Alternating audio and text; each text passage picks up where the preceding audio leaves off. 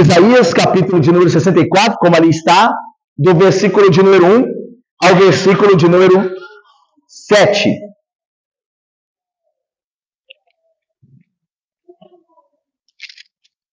Irmãos, eu farei a leitura e depois nós começamos então com nosso estudo, ok? Nesse texto de Isaías 64, de 1 a 7. Veja só esse texto, o que diz o profeta Isaías em sua oração. Se fendesses os céus e descesses, se os montes tremessem na tua presença, como quando o fogo inflama os gravetos, como quando faz ferver as águas, para fazeres notório o teu nome aos teus adversários, de sorte que as nações tremessem da tua presença. Quando fizeste coisas terríveis, que não esperávamos, desceste e os montes tremeram à tua presença. Porque desde a antiguidade não se ouviu, nem com o ouvido se percebeu, nem com os olhos se viu Deus além de ti, que trabalha para aquele que nele espera.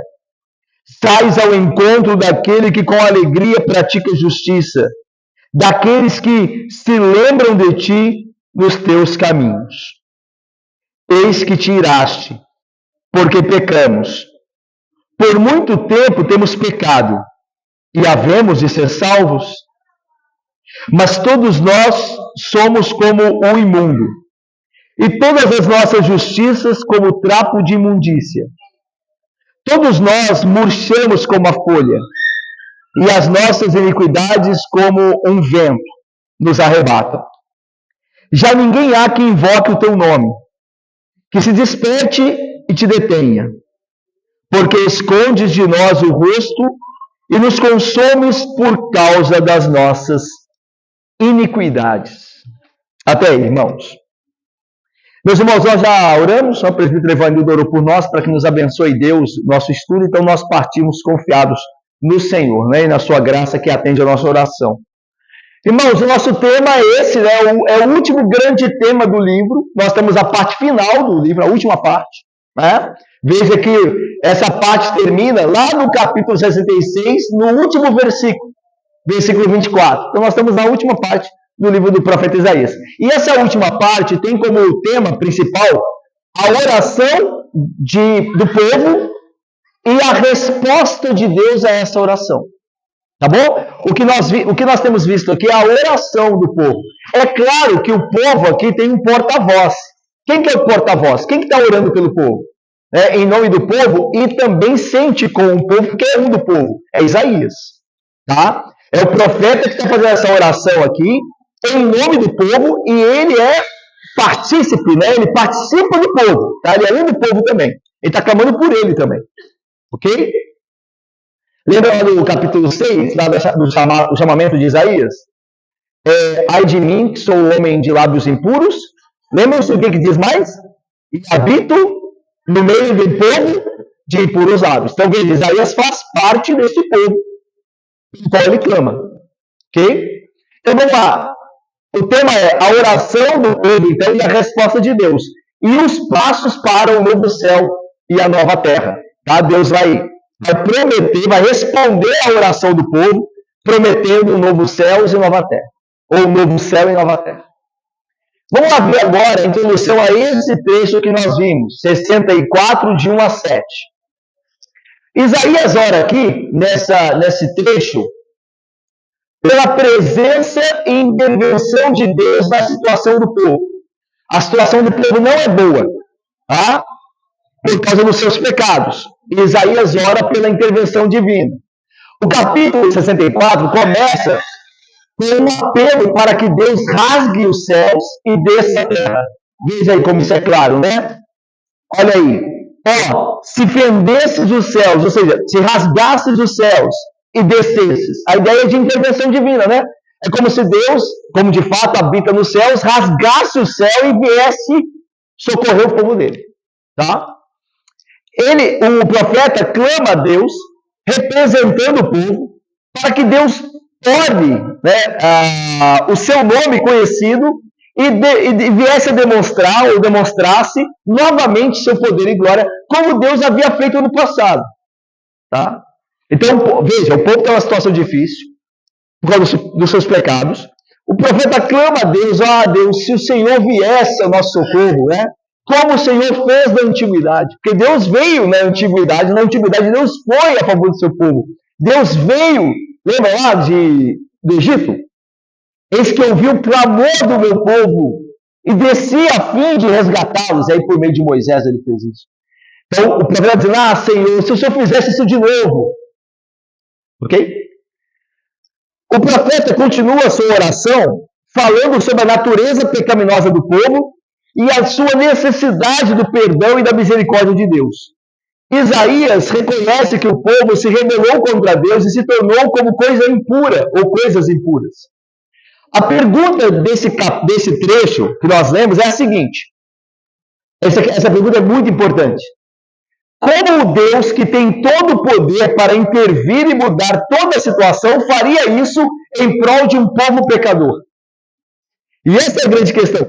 Quando Isaías está clamando a Deus nessa oração para que Deus intervenha e venha salvá-los, ele ao mesmo tempo olha para o povo e o povo é um povo que não merece salvação. E aí tem essa tensão.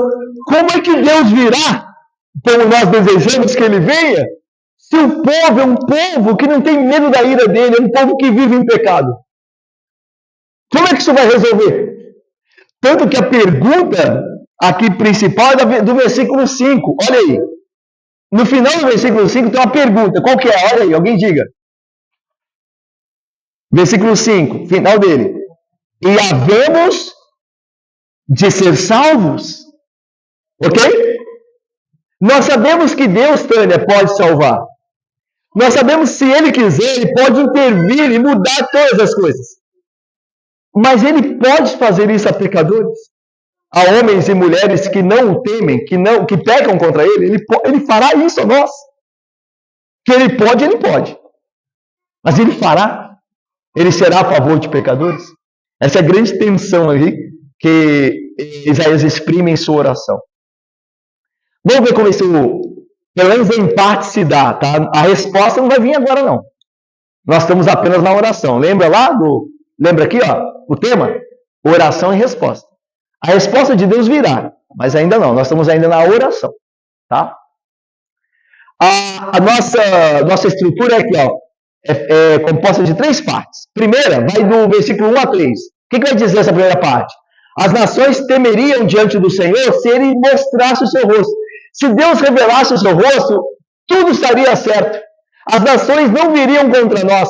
Elas não seriam nossas inimigas. Se Deus se revelasse, se Deus intervisse, tudo ficaria bem. Ok? Segundo ponto, o Senhor único Senhor, ativo para aqueles que esperam nele. Mas e quanto àqueles que ignoram a sua ira? O Senhor é o único Deus. Ele ajuda aqueles que esperam nele. Aí Isaías faz a pergunta. Mas e os que não temem a sua ira, que continuam pecando? Ele pode ajudá-los? Ok? Já vê isso.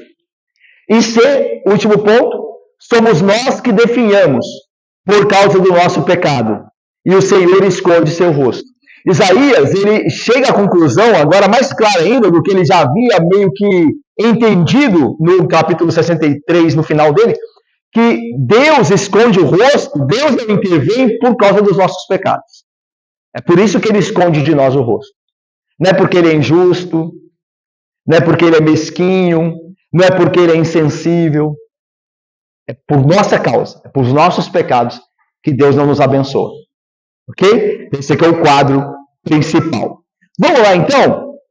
A primeira parte, as nações temeriam diante do Senhor se ele apenas mostrasse o seu nome, ou mostrasse o rosto melhor. Vamos ver o que diz o texto aí sobre essa primeira parte, né? Esse clamor de Isaías dizendo: Senhor, se o Senhor intervisse, olha aí, versículo 1, se fendesses os céus e descesses, se os montes tremessem à tua presença, versículo 2, como quando fogo inflama os gravetos, como quando faz ferver as águas. Até aí, irmãos, Isaías havia revisto um passado trágico e no final do capítulo 63, olha aí o final do capítulo 63, de 17 a 19.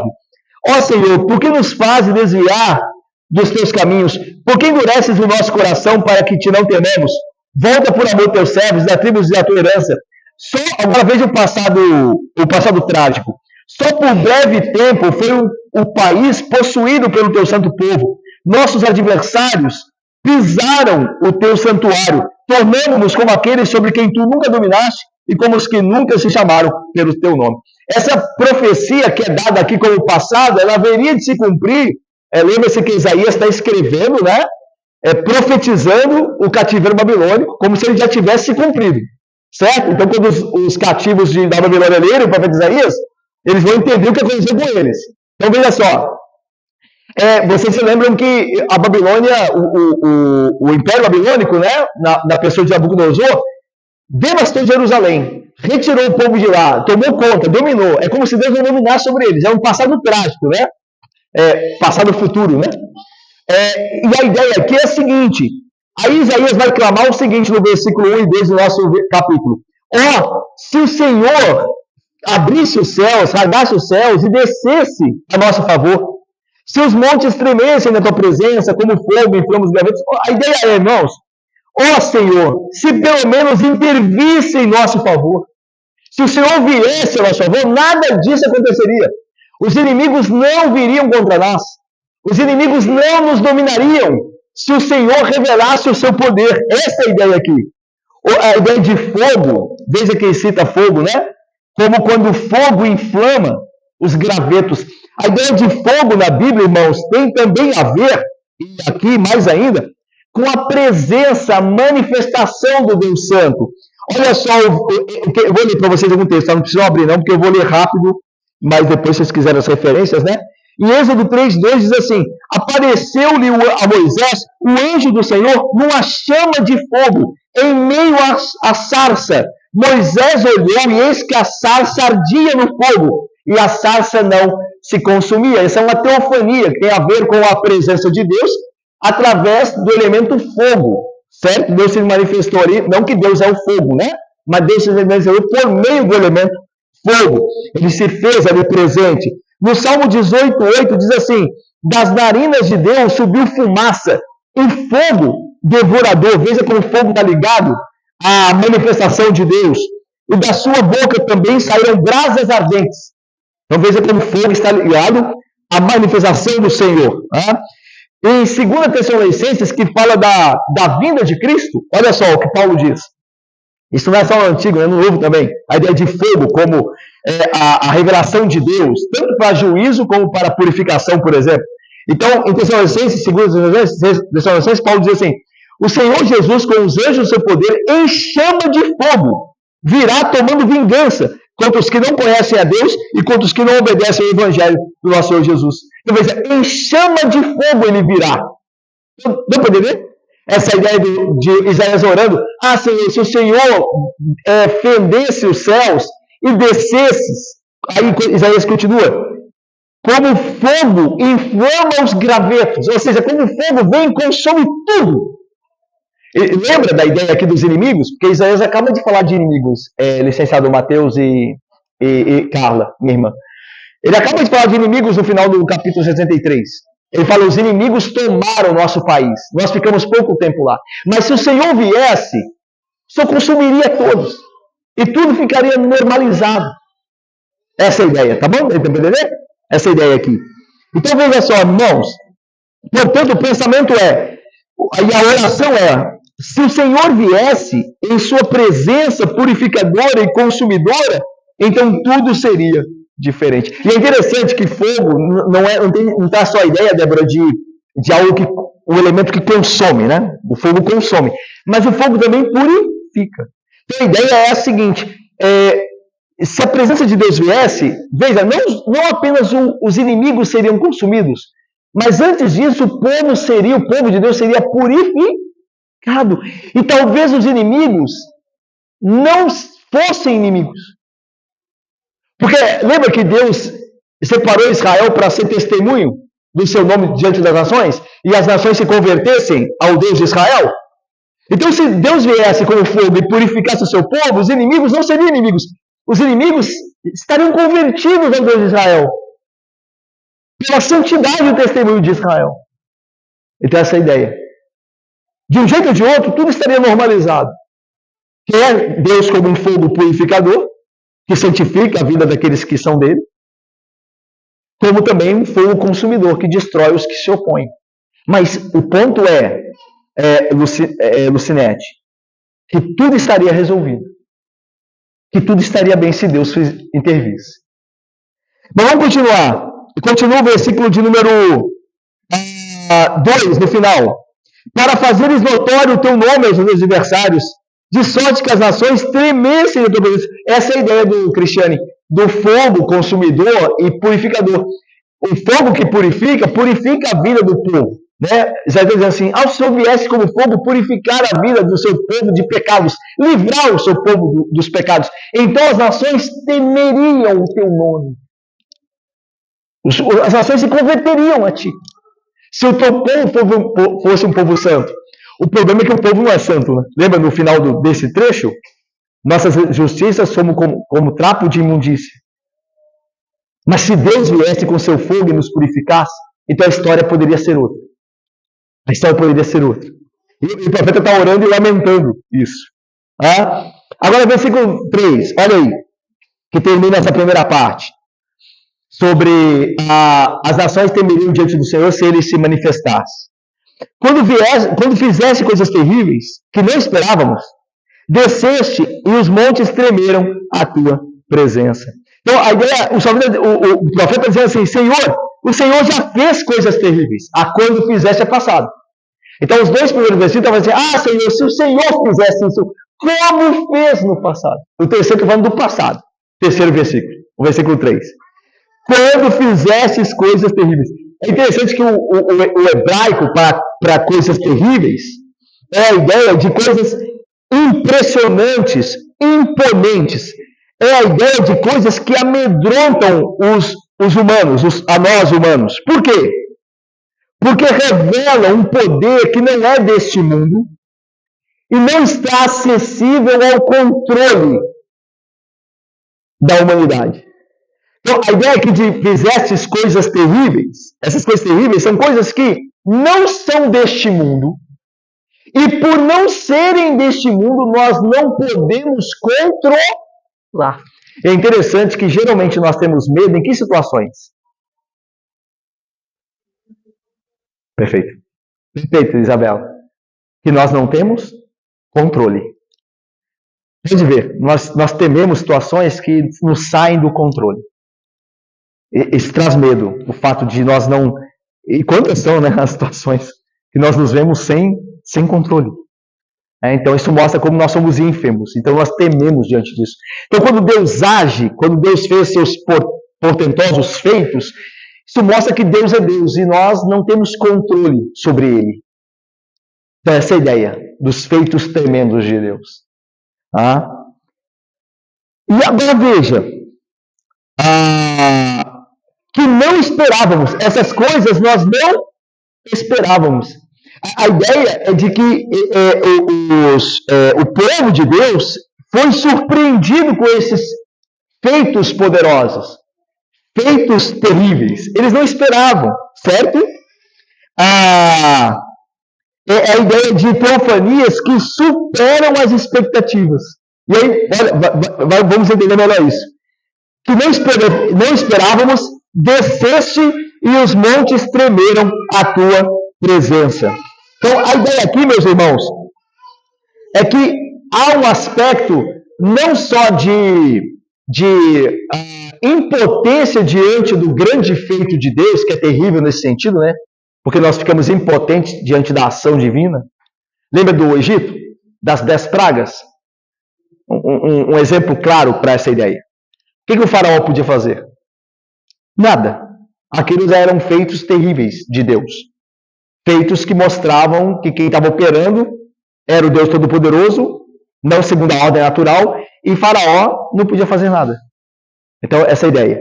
Mas eles são também inesperáveis. Outra característica desses feitos, que o salmista clama a Deus como Deus fizera no passado, é que eles eram inesperados. Eles vieram de surpresa. Né? E é interessante que, por exemplo, isso se aplica muito ao advento do Messias. Né? Quando Jesus veio, lembra? Veio para o seu, mas os seus não o receberam, os seus não o esperavam. Lembra? A maioria do povo não esperava o cumprimento da profecia. E ele veio, sem que esperassem. E assim também será na parousia, na segunda vinda. Quando não esperarem, virá o fim, ou o Filho do Homem. Então Deus vai agir de novo com uma obra terrível, porque a ideia da vinda de Cristo é terrível nesse sentido, que é uma ação transcendente, sobre a qual nós não temos controle, e virá inesperadamente. Ele vai intervir de novo da mesma forma. Interessante isso, né? Como Deus fará isso novamente em Cristo. Então a ideia é, Senhor, se o Senhor fizesse essas coisas como fez no passado, tudo se tornaria bom. Nós não estaríamos onde estamos, sofrendo, se o Senhor intervisse com o seu poder. Ok? Essa é a ideia do primeiro ponto. Se o Senhor se manifestasse, as nações temeriam o seu nome. As nações temeriam o Senhor. E o teu povo estaria guardado. Agora veja, versículo de número... Agora a segunda parte, né, que vai do versículo 4 até o 5, 4 e 5, fala do Senhor como único. Olha aí.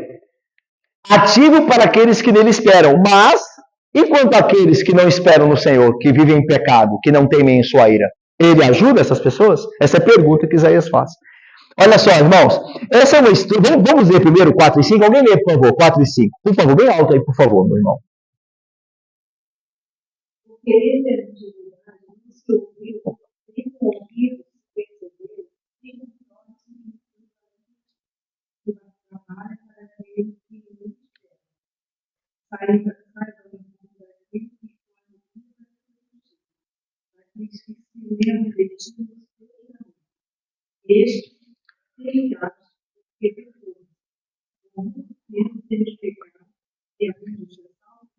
Legal, Tânia, minha irmã, obrigado.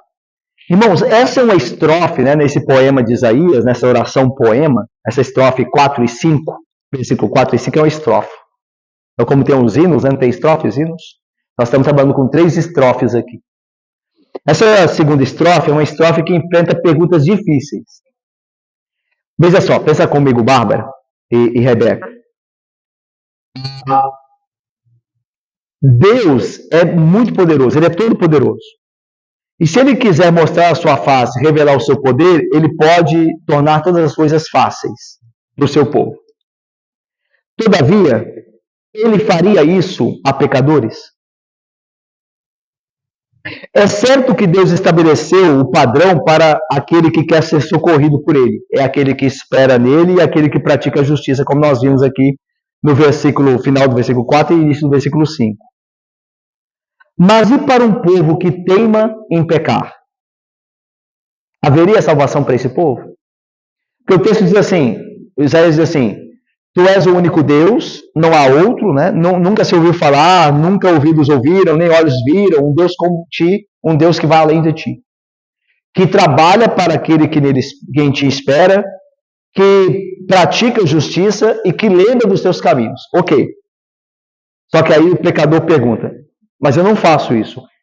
Eu não espero no Senhor por causa dos meus pecados, eu não ando na justiça, nos caminhos dele, eu não confio nele, ele virá meu socorro? Essa é a pergunta. Essa é a grande pergunta. Deus virá em socorro de pecadores? Ou ele fará distinção? Ou ele salvará uns e não outros? Deu para entender? Atenção aqui? Porque se eu praticasse a justiça, eu estaria tranquilo. Porque Deus prometeu vir a meu favor. Mas e se eu não pratico? Ele mesmo assim vai ter misericórdia? Ou não? Ok? Essa atenção aqui. É que atenção para nós também, né? Nós sabemos que somos pecadores, que cremos, redimidos, mas nós pecamos. Né? E a pergunta de alguém pode ser, Deus virá a meu favor, mesmo sendo eu quem sou? É uma pergunta, né? Nós sabemos que isso tem resposta, né? Se você crer em Cristo, mesmo sendo pecador, ele virá ao seu socorro. Se você não crer, ele não virá. Ok? Essa é a resposta. Mas Isaías está apenas, a princípio, perguntando. Agora vamos pensar nisso aqui com calma. Olha aí. Porque desde a antiguidade não se ouviu, nem com o ouvido se percebeu, nem com os olhos se viu Deus além de ti. A ideia aqui é, nem a história relatou, a ideia de desde a antiguidade não se ouviu é a história, né? A história da humanidade nunca relatou um Deus como Deus, o Deus Yahvé, o Deus da Bíblia. Nem com ouvidos, nem foi dada a revelação a ninguém, a ideia de nem com ouvidos, como os profetas ouviam a voz de Deus, a revelação. Nenhum outro povo, nenhum outro profeta ouviu de Deus nenhum outro que algo como Deus fala aos seus servos e cumpre. Então, não houve revelação de um Deus superior ao Deus Yahvé, ao Deus da Bíblia. E nem olhos viram, não houve experiência, né, dos sentidos com Deus como o Deus da Bíblia. Não há outro Deus que fez o que o Deus da Bíblia fez. Na verdade, o que Isaías está dizendo aqui é o que o apóstolo João, e esse aqui eu acho magnífico, ele está dizendo aqui o que o apóstolo João, em sua primeira carta, falou acerca de Cristo. Vocês lembram lá da primeira carta de João, capítulo 1?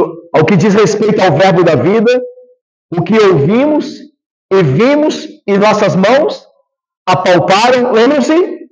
A ideia de que este Deus é real. Este Deus não é um mito. Daí, desde a antiguidade, nunca se ouviu, nem com o ouvido se percebeu, nem com o olho subiu um Deus real. Porque havia, obviamente, muitos deuses mitológicos. Mas um Deus real, um Deus de verdadeiro, ok? Um Deus que revela verdadeiramente a sua palavra, que cumpre verdadeiramente, um Deus que se encarna, um Deus que tem poder real para operar no mundo e nos homens que são dele. Essa é a ideia. Não há Deus como ti é. Não há Deus real como o Senhor. Só o Senhor é Deus verdadeiro, que a Bíblia diz. Porque há muitos deuses no mundo. Mas só há um vivo e verdadeiro. E esse Deus se encarnou. Esse Deus se fez carne. Ele se revelou a pessoa de Jesus Cristo. O nosso Deus é um Deus real. Não é uma ficção. Não é um mito. Ok? É um Deus real. Esse Deus veio ao nosso socorro. Ele fendeu os céus. Ele desceu na pessoa de Cristo. Então o que ele está dizendo é assim, não há Deus como tu. Não há Deus como tu. Um Deus real. Ok? Agora veja. Esse Deus, que não há outro além dele, trabalha, final do versículo 4, trabalha para aquele que nele espera. A ideia aqui de espera, irmãos, é uma demonstração de fé paciente, confiante e expectante. Entende esses aspectos da fé, né? Que possuem aqueles que em Deus esperam. É uma fé paciente, que tudo suporta, ok? É uma fé confiante, uma fé que, como o apóstolo Paulo diz, sabe muito bem em quem tem crido, e uma fé expectante, uma fé que espera a consumação das promessas daquele em quem esta fé foi depositada, ou naquele em quem se confia. Então, é uma fé que espera, paciente, sabe no que espera, é confiante e aguarda aquilo que anseia, aquilo que foi prometido. Então, essa ideia de o Senhor trabalha para aqueles que nele esperam, né? Que nele têm paciência, né? Buscam paciência nele, confiam nele e esperam nele. Mas Deus faz mais, olha aí. Ele sai ao encontro daquele que, com alegria, interessante com alegria, né? Pratica justiça. A ideia aqui é que este a quem Deus sai ao encontro para ajudá-lo, né? Para auxiliá-lo, tem sua alegria em fazer constantemente aquilo que é certo aos olhos de Deus, que é a ideia de justiça. Justiça é o que é reto aos olhos de Deus. Então é interessante como o aspecto moral e as emoções estão envolvidas aqui, né? Porque o crente é aquele que não é que só o crente não é alguém que só faz o que é reto. O crente é o que faz o que é reto com alegria. Então, o crente não é aquele que vem só para as reuniões da igreja. Ele vem às reuniões da igreja, do povo de Deus, com alegria. O crente não é alguém que apenas lê a Bíblia, mas ele faz isso não porque estão obrigando a ele, porque alguém está de olho nele, mas ele faz isso com alegria. Então veja, a gente vai ver, se Deus permitir, né, domingo próximo agora, de manhã, no sermão, nós veremos esse aspecto do amor e obediência. Que a obediência a Deus, ela só pode ser real num círculo de amor. Se não for isso, é moralismo. Se não tiver amor, é moralismo. Eu estou fazendo algo, mas eu não sou aquela pessoa. Estou fazendo porque tem que fazer. Mas eu não queria, mas tem que fazer. Então é moralismo. Não é obediência real que agrada a Deus. Porque a obediência que agrada a Deus só pode ser realizada num círculo de amor.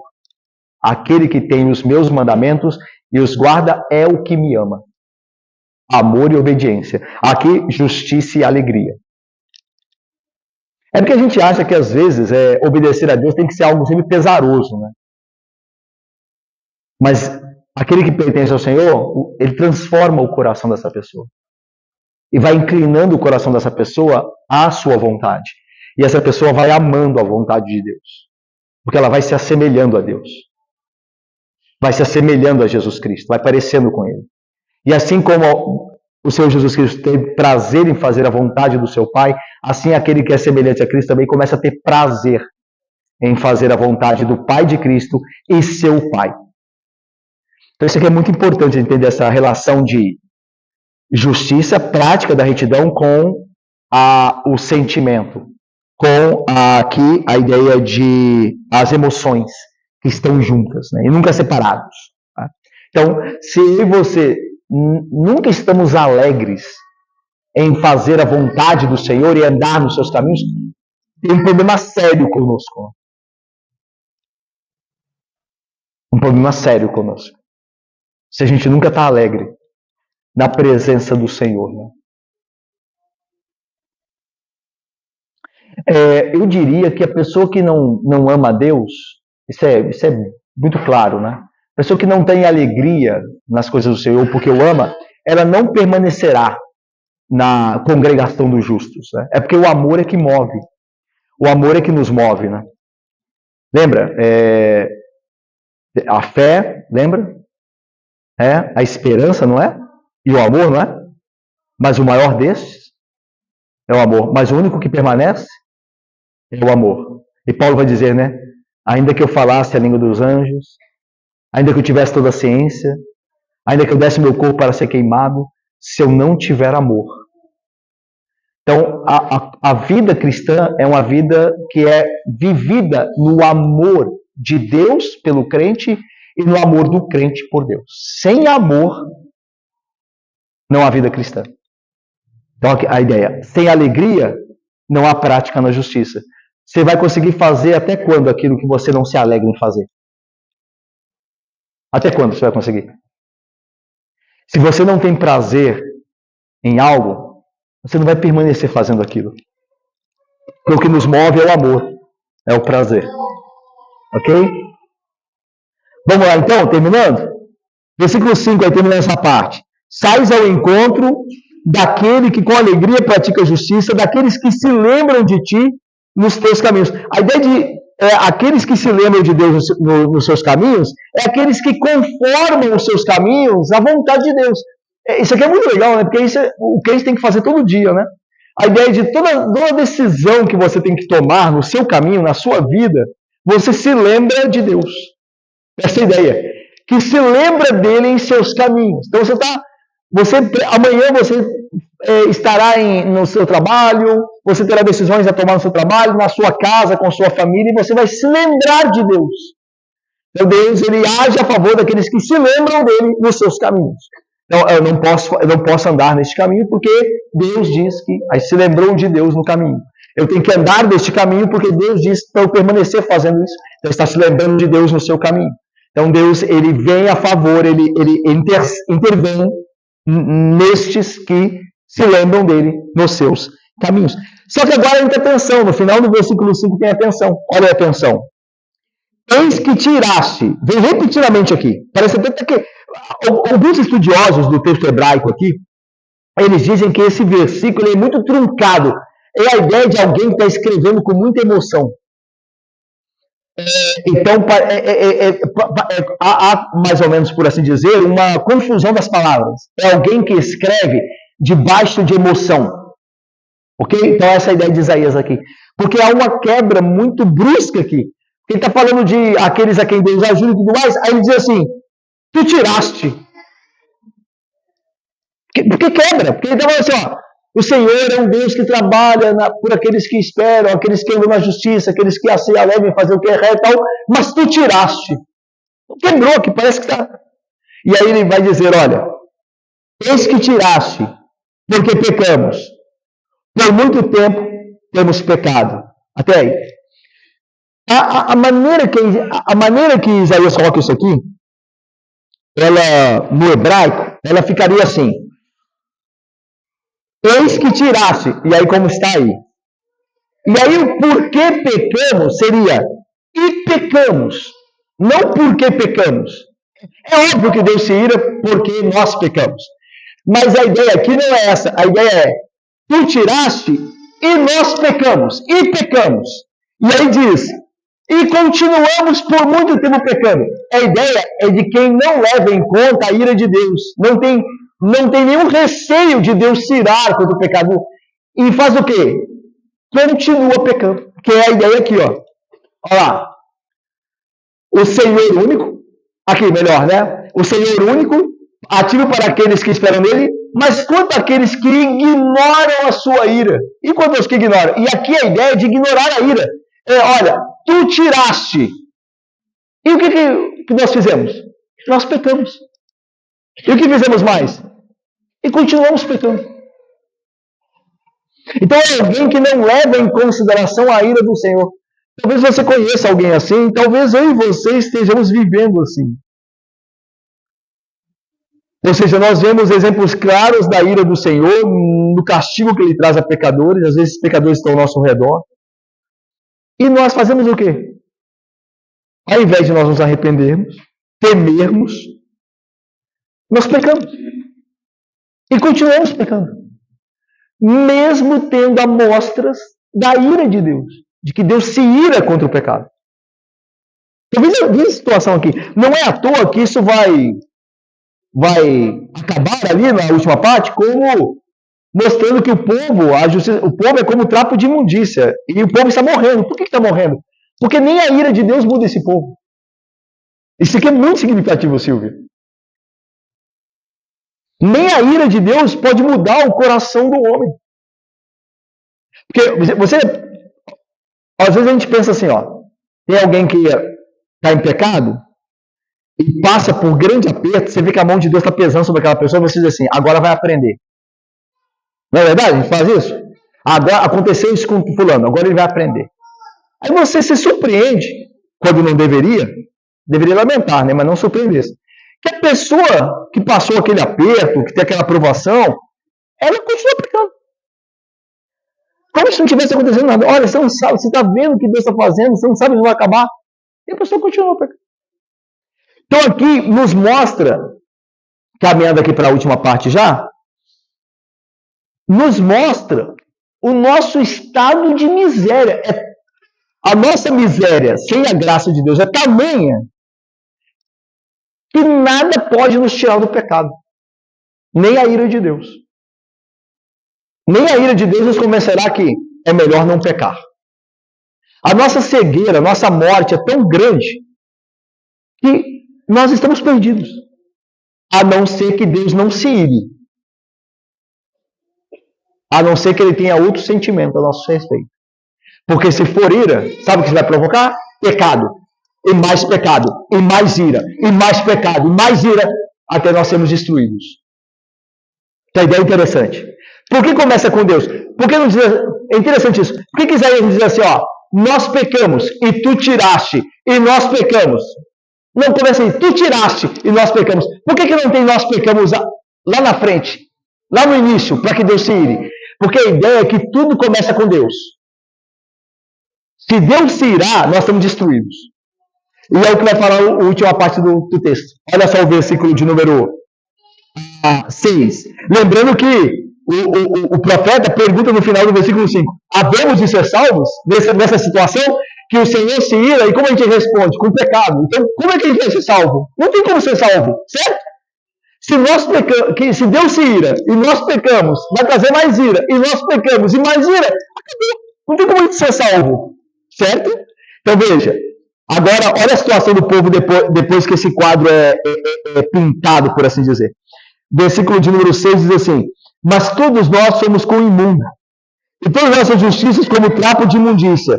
Todos nós murchamos como a folha, e as nossas iniquidades como o vento nos arrebatam.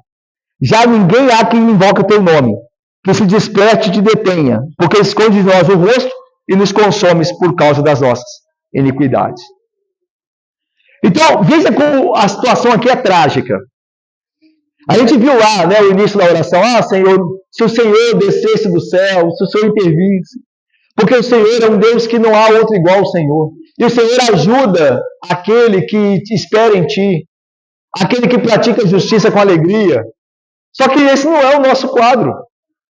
O nosso quadro é que Tu tiraste e nós pecamos. Nós não temos medo do Senhor, nós vivemos alheio, nós desprezamos a Tua ira e continuamos pecando. Havemos de ser salvo? O Senhor vai conseguir salvar o povo? E ele diz, a situação é: nós somos por isso como imundo, e todas essas justiças como trapo de imundícia. É interessante aqui, irmãos, que há uma ironia aqui, né? Porque há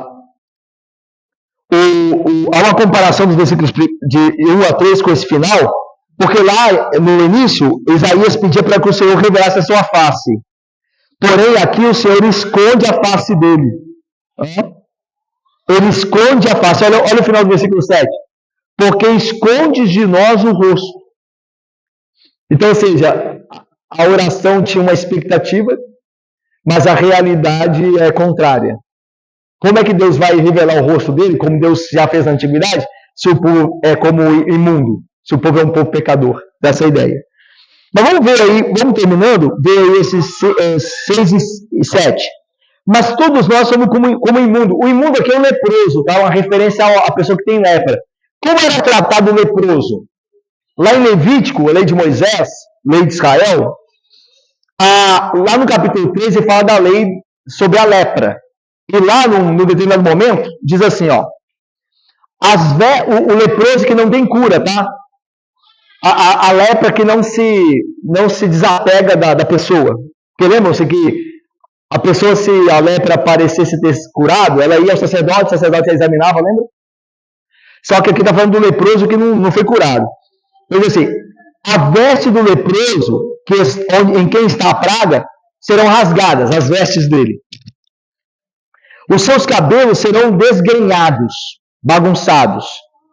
Cobrirá o bigode e clamará: imundo, imundo. Lembram-se, né? Que era assim que a lei exigia, né? Se uma pessoa tivesse com lepra, ela tinha que avisar os outros que estava com lepra, que era um leproso. Então, se ele fosse se aproximar de alguém, ou melhor, alguém se aproximando dele, ele tinha que gritar: imundo, imundo, eu sou um leproso, para a pessoa não chegar perto dele.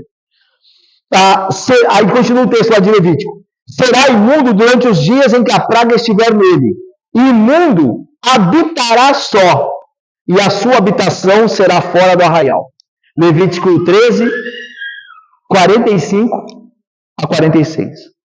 Então a ideia aqui que Isaías está dizendo, se nós somos como imundo, é que nós merecemos estar afastados do Senhor e da sua comunidade santa, por causa dos nossos pecados. Essa é a ideia. O que sobrou para nós? O Senhor ajuda, Ele vem ao auxílio daquele que é reto. E nós que não somos? E nós que somos imundos? O Senhor está distante de nós. Como uma pessoa fica de um leproso. Essa é a ideia. Ok? Deu para entender? Deu para entender? Por isso que em Cristo há graça, né? Porque lembram-se, Cristo vai se aproximar do leproso. E vai tocá-lo. E vai dizer: quero, fica limpo. É interessante isso, né? Porque Isaías diz, na ira de Deus nós somos como um leproso. Nós não podemos achegar a Deus, mas na graça dele, ele se achega ao leproso. É interessante isso. Porque se Deus mantiver a sua ira, nós estamos perdidos. Nós nunca vamos entrar na presença dele. Somos como o imundo, o leproso. Mas se ele tiver graça, tudo isso mudará. Então ele se aproxima do leproso. Ele se aproxima do pecador. E ele purifica o pecador. Quero, fica limpo. É interessante ver isso. Ok? Esse Deus que acaba atendendo a oração de Isaías. Como é que nós podemos ser salvos se o Senhor se ira conosco? Aí Deus diz, mas eu não vou me irar mais. Eu vou ter graça de vocês. E aí manda o filho dele para carregar a ira no nosso lugar, a ira que era nossa, e para poder dar graça aos pecadores. Isso aqui é muito interessante, né? Como a Bíblia vai contando essa história de redenção em Cristo, né? De Deus se aproximando do imundo com graça, uma vez que seu filho carregou a ira. Que está lá em Isaías 53, né? Que Deus fez cair sobre ele os nossos pecados e o esmagou com a sua ira. Interessante. E todas as nossas justiças como trapo de imundícia. Trapo de imundícia aqui, irmãos, são os panos que as mulheres usavam para limpar a sujeira menstrual. Esse é o trapo de imundícia. Tá? E a ideia aqui qual que é, então? O que tem a ver? Nossas justiças são como os panos menstruais. Qual que é a ideia? Literalmente é isso que está aqui. Né? A ideia é que a nossa justiça parece que vai dar luz a alguma coisa, mas o que gera é a morte. Porque isso é a menstruação. O período fértil que não gera vida. Se revela em morte, sangue. Ok? A nossa justiça parece que vai produzir algo, mas só produz morte. Porque a nossa justiça é manchada de pecado. Não? A nossa justiça nunca é como agrada a Deus, mas é sempre com interesses falsos. Então, a nossa justiça nunca produz vida de fato, mas só morte. Essa é a ideia. E aí, terminando, por isso todos nós murchamos como a folha, e as nossas iniquidades como o vento nos arrebata. Ou seja, murchar como folha é morte. Certo? Murchar como folha é morrer. E o vento arrebatar é a ideia de um símbolo da ira de Deus. Como o vento arrebata a folha murcha, assim a justiça de Deus arrebata o pecador, morto em seu pecado. Essa é a ideia. Olha o versículo 7. E você acha que o povo muda por conta disso? O povo tem algum constrangimento de ser a sua justiça trapo de imundícia, de estar morto e temer a ira de Deus e como um vento os arrebate? Não. Olha o que diz o versículo 7 para terminar. Já não há quem invoque o teu nome. Aqui é o seguinte, irmãos, imagina que você está evangelizando alguém, você está falando com ele sobre os pecados dele e a necessidade de arrepender. E você fala da ira de Deus sobre esses pecados. E essa pessoa ouve, mas não está nem aí. Ela continua pecando e vivendo a vida dela. É disso que está falando aqui o texto. Isaías está falando aqui, olha, nós somos como uma imundícia e o Senhor tem se irado contra nós. Mas aí, diz aí, mas ninguém há que invoque o teu nome. Ou seja, não há desejo de buscar a Deus. Essa é a realidade do morto, né? A pessoa que está morto espiritualmente, ele não sente nem os pecados dele, entendeu? Você vai abordá-lo e exortá-lo com os pecados dele, ele não sente aquilo. Você fala aqui, entra aqui, sai aqui. Ele não tem negócio de inferno, de justiça de Deus, do dia da ira de Deus, porque ele está morto. Então ele não invoca Deus, ele não busca Deus. A gente conhece gente assim, né? Que vive em pecado, você está exortando e a pessoa olha para você assim e continua fazendo o que sempre fez. Por quê? Porque ela está morta em delitos e pecados. E o morto não pode reagir. O morto não pode levantar, a não ser que Deus faça algo. Mas fora disso, não tem esperança. Olha lá, não tem quem se desperte e te detenha. Está vendo a ideia de levantar? Não há quem se levante, porque estão dormindo a morte do pecado. Né? Estão dormindo na morte do pecado. São como os que dormem, que não se despertam, continuam dormindo nas trevas. Porque esconde de nós o rosto, terminando, e nos consome por causa das nossas iniquidades. E aqui a ideia é da consequência disso tudo, né? Qual é a consequência de um povo que vive dessa forma? Que não busca Deus, não se levanta para aquilo que é espiritual, vive dormindo em seus pecados. Qual é a consequência? Deus esconde o rosto, Deus não dá o seu favor mais, por causa das iniquidades daquele povo. É o que Davi orou, lembram-se? Olha o que Davi orou. Enquanto calei os meus pecados, envelheceram-se os meus ossos pelos meus constantes gemidos todo dia, porque a tua mão pesava dia e noite sobre mim, e o meu vigor, o meu ânimo, se tornou em sequidão de estio. Essa é a ideia. Quando o povo peca, o que acontece? Deus vira o rosto. Deus não dá o seu favor. E o que você vê é morte, é sequidão, é falta de ânimo espiritual, é letargia espiritual. E é isso que acontece aqui com o povo.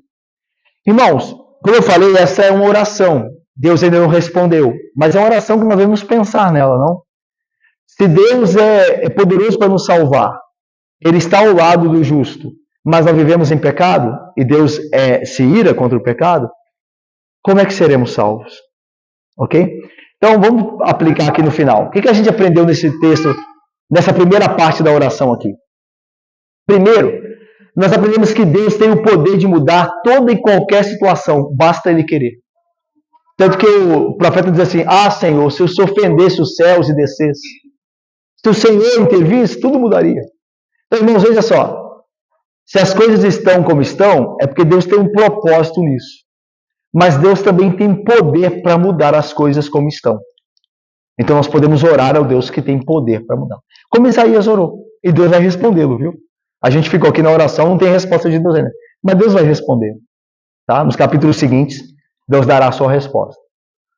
Mas a ideia é de que Deus tem poder para mudar. Então você pode orar ao Senhor. E deve orar a Ele. Confiando de que Ele tem todo o poder para mudar todas as coisas. Ok? Segundo, não há outro Deus senão da Bíblia. O único Deus real é o Deus da Bíblia. Tá? É o único. Interessante, né? A Bíblia é o único livro que trata o homem como ele é. Pecador e necessitado da graça divina. Então, e é o único. E não só por isso, né? Mas por isso também que a palavra de Deus foi nos dada por um Deus vivo e verdadeiro. Que conhece-nos como nós somos de fato. Porque é um Deus vivo e real e verdadeiro. Então, o Deus da Bíblia é o único Deus vivo e verdadeiro. Né? Um filósofo cristão chamado Francis Schaeffer disse certa vez, né, que o Deus da Bíblia é a única resposta real ao mundo. É a única resposta real. É a única resposta de fato, verdadeira, que se encaixa na nossa realidade. É o Deus da Bíblia. É a única. Né? Porque não há outro Deus como o Deus da Bíblia, que é o Deus vivo e verdadeiro. Deus é um Deus ajudador. Lembra lá? Ele vem ao socorro daquele que confia nele, daquele que espera nele. É um Deus que sai ao encontro daquele que com alegria pratica o que é justo. Então Deus é um Deus ajudador. Se você tem confiado em Deus, se você tem esperado nele, se você tem vivido para a glória dele, você pode ter certeza que Deus vai ajudá-lo. Deus não vai te deixar em aperto. Ele te socorrerá. Porque Deus é um Deus de ajuda. E qual é o Deus das divindades aí do paganismo que ajuda? Você pensou nisso? Os deuses pagãos, eles só recebem dos seus devotos. Eles nunca prestam ajuda nenhuma. Aliás, Francis Schaeffer também, né? Ele traz como exemplo Buda, né? Você já viu a imagem de Buda, né? O Buda ele é pintado, né? Ele é recriado as imagens de Buda de duas formas. Ou ele está sentado, ou ele está deitado. E ali ele é servido. Mas ele não ajuda ninguém. Ele está lá para você servi-lo, mas não espere nenhuma ajuda dele. E nosso Deus não é assim. É um Deus, é o único Deus que vem em prol do pecador. Que se encarnou para ajudar o pecador. Você não encontra isso em lugar nenhum. É um Deus ajudador. nós vimos aqui que sem a graça de Deus e o poder dele, nós estamos mortos em nossos delitos e pecados. Se Deus não tiver a sua graça sobre alguém, essa pessoa está fadada ao inferno e à morte eterna. Porque essa pessoa não vai mudar, ela vai continuar pecando até o fim. Se Deus não der de sua graça. Então, por isso que Paulo diz, não depende de quem quer ou de quem corre, mas de Deus usar a sua misericórdia. Apenas se Deus fizer isso, é que há salvação. Se Deus não agir, o nosso caminho é o inferno. Pode ter ameaça, pode ter mensagem de juízo, tudo. A pessoa vai continuar caminhando para o inferno. Se Deus não agir, misericordiosamente. E é o que ele faz em Cristo. Né? E por fim, você vê que Isaías no final ele reconhece os pecados dele e do povo. Né? Nossa justiça é como trapo de imundícia. E aí eu tirei essa aplicação final. O reconhecimento dos nossos pecados é o primeiro passo para a salvação. Não é apenas isso, mas é um passo importante e necessário para a salvação. Porque veja, se você não reconhece os pecados, os seus pecados, você precisa ser salvo do quê? Veja, quanto mais miserável me vejo como sou, mais eu amarei a Cristo. Porque Ele é tudo que eu preciso. Mas quanto mais justo eu me entendo, menos de Cristo eu preciso. Menos eu amo a Ele. Então, consciência de quem nós somos e como é terrível a nossa natureza sem Cristo é o primeiro passo para nós sermos salvos nesse círculo de amor que temos nele. É conhecer que nós somos pecadores. Terríveis. E sem a graça de Cristo, nós não temos salvação. Isso é um passo muito importante para nós. Reconhecermos de fato quem nós somos diante de Deus, do Deus Santo. Né? Irmãos, Deus nos abençoe. Amém, queridos.